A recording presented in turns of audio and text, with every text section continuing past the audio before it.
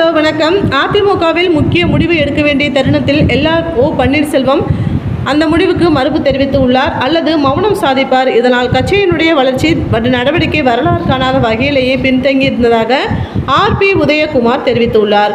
அதிமுகவில் மீண்டும் ஓ பன்னீர்செல்வத்தை இணைக்க இருப்பது தொடர்பாக வெளியான தகவலுக்கு பதிலடி கொடுக்கும் வகையில் அதிமுக முன்னாள் அமைச்சர் ஆர்பி உதயகுமார் இன்று மதுரையில் செய்தியாளர்களை சந்தித்தார். அப்போது பேசிய அவர், இந்த நாடாளுமன்ற தேர்தல் முடிவு வெளியான பிறகு மீண்டும் அதிமுகவில் ஓ பன்னீர்செல்வம் அவர்களை சேர்க்க திட்டம் என்பதாகவும் திரைமறைவில் நடக்கும் ரகசிய முயற்சிகள் என தொடர்ந்து செய்திகள் வெளியாகி வருகிறது. இந்த தகவல் எந்தவிதமான அடிப்படை ஆதாரமும் இல்லாமல் பத்திரிகையினுடைய பரபரப்புக்காக பல்வேறு தகவல்களை பத்திரிகைகளும் ஊடகங்களிலும் வெளியிட்டு வருகின்றனர்.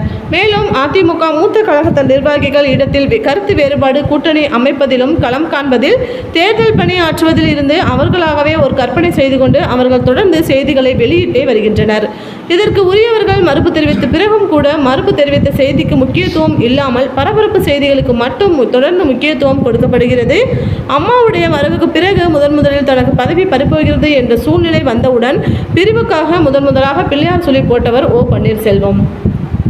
உயிரை கொடுத்து உருவாக்கிய அரசை காப்பாற்றுவதற்கு நம்பிக்கை தீர்மானம் சட்டமன்றத்தில் முன்வைத்த போது அதில் அதிமுகவிற்கு எதிராக வாக்களித்தார். அதைத் தொடர்ந்து கட்சிக்கு எதிராக வாக்களித்தாலும் கட்சியினுடைய ஒற்றுமையின் முக்கியத்துவத்தை கருதி அவரை மீண்டும் கட்சியில் இணைத்துக் கொண்டு அவருக்கு கட்சியிலேயே மிக உயர்ந்த பொறுப்பான பொதுச் செயலாளர் அந்தஸ்திலான பொறுப்பு வழங்கப்பட்டு உள்ளது.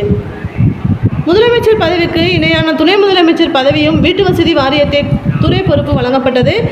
அதிமுகவில் முக்கிய முடிவு எடுக்க வேண்டிய தருணத்தில் எல்லாம் ஒன்று அந்த முடிவுக்கு மறுப்பு தெரிவிப்பார் அல்லது மௌனம் சாதிப்பார்.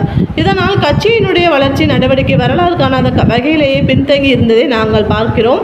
ஓபிஎஸ் சொந்த மாவட்டமான தேனியில் இரட்டை இலை எத்தனை தொகுதி அங்கே வெற்றி பெற்றிருக்கிறது.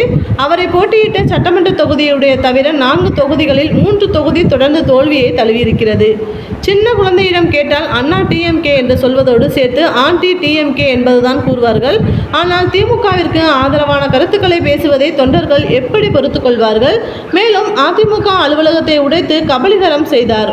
நீதிமன்றத்தில் தொடர்ந்து வழக்கு ஒன்றை சீட்டுக்காக அதிமுக தோல்வியடைய செய்த ராமநாதபுரத்தில் போட்டியிட்டார்.